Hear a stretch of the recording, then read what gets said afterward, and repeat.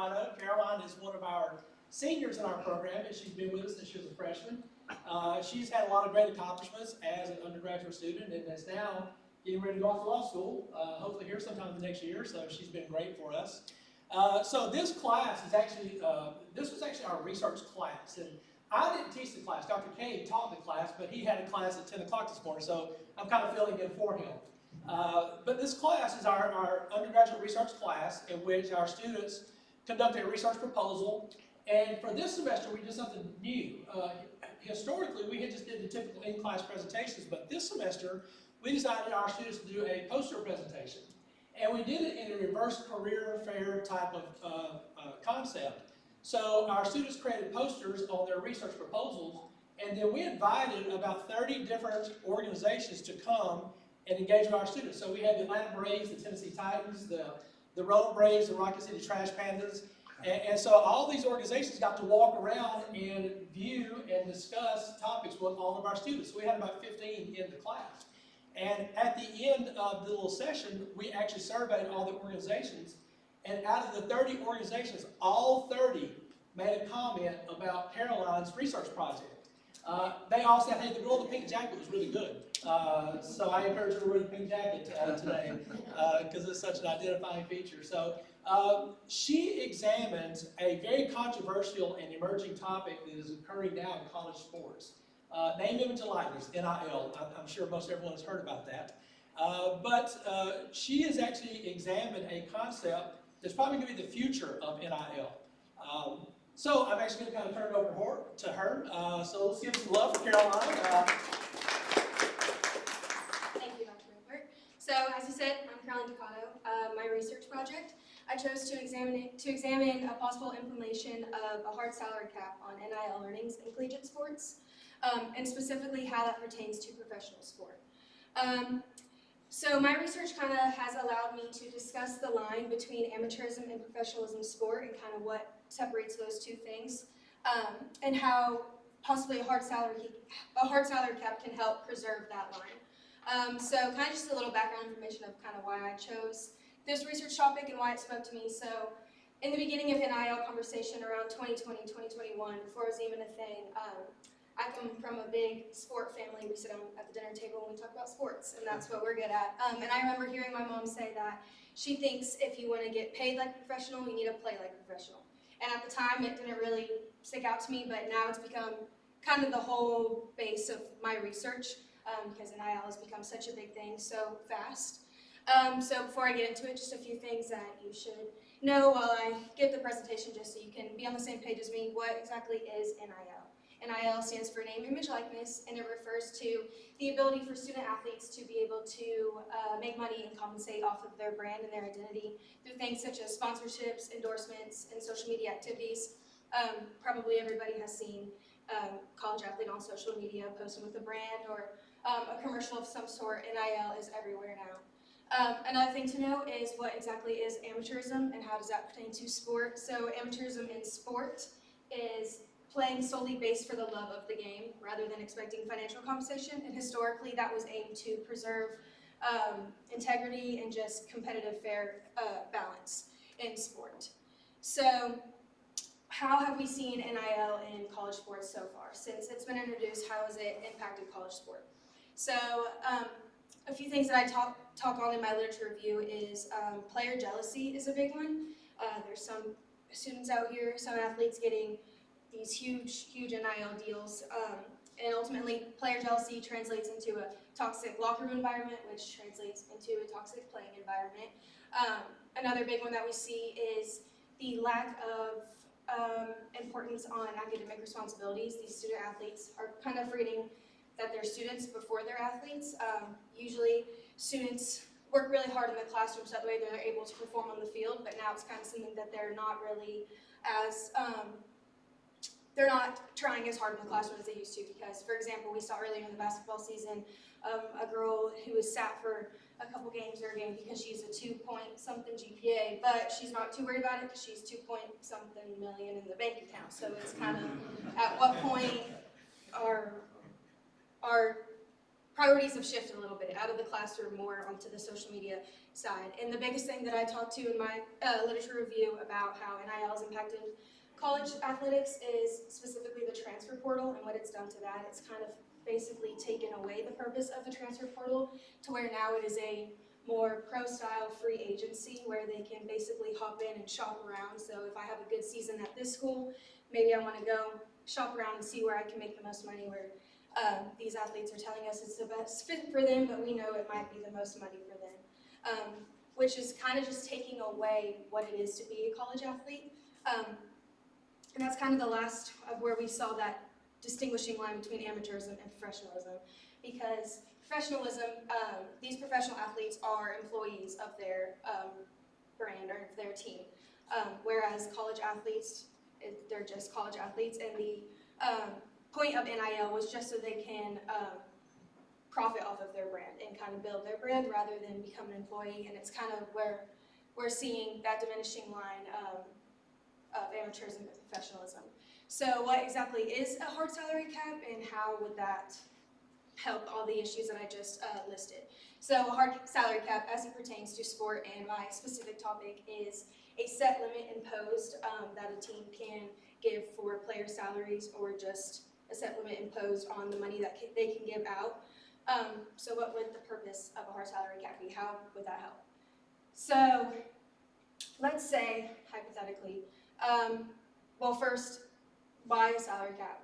So one thing that sport needs, and I think we can all agree that sport needs, is competitive balance to rely on. So if there's one team dominating their sport every season in every sport, there's not going to be any sport fan out there because there's one team doing well, the rest are forget about. And that's kind of what we're seeing now. The schools with the biggest boosters and the biggest collectives are able to compete at a higher level. And we see things of buying their best recruiting class. We see it with A&M, we saw it with Ohio State. And so these bigger schools are able to compete at a different level than these smaller schools, so that automatically right there is taking away the competitive balance that sport needs to thrive on.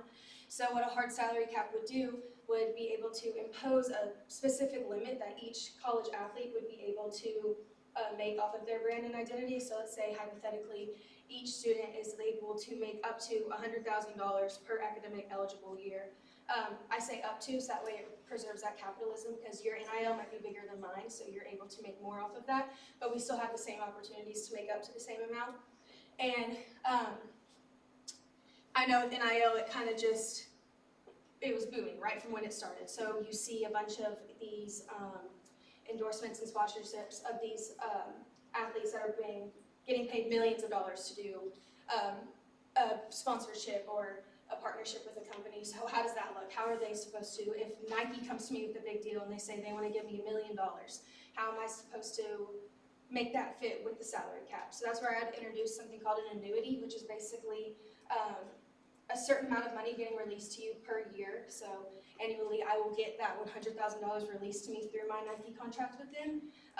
And let's say if I go out and play professional sports and I get hurt first year in the league, I'll still have that annuity, which is releasing that $100,000 to me yearly.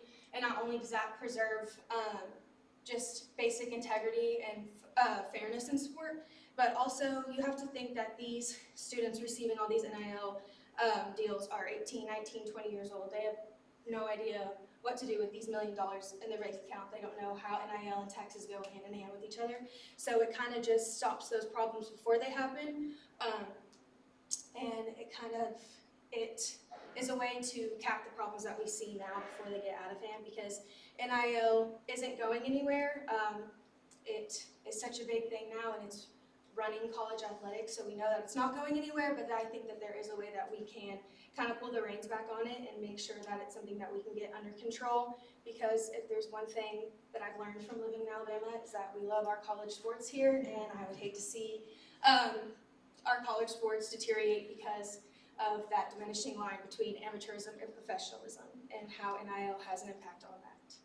So that is kind of my whole stance on my NIL and what a hard salary cap could do for the world of NIL and collegiate sports. Is there any questions that I can answer or anything?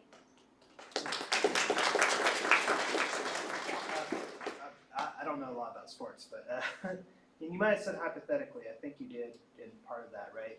Is the 100K your hard limit, or was that just an Yes, just like a hypothetical for me, like what I would say. If you were to come up and ask me, like, what would your hard salary cap look like? That's what I would say now, just because the average income from an American household is around $75,000. So $100,000 is still 25,000 more than that. And again, these kids are 18, 19, 20 years old. So.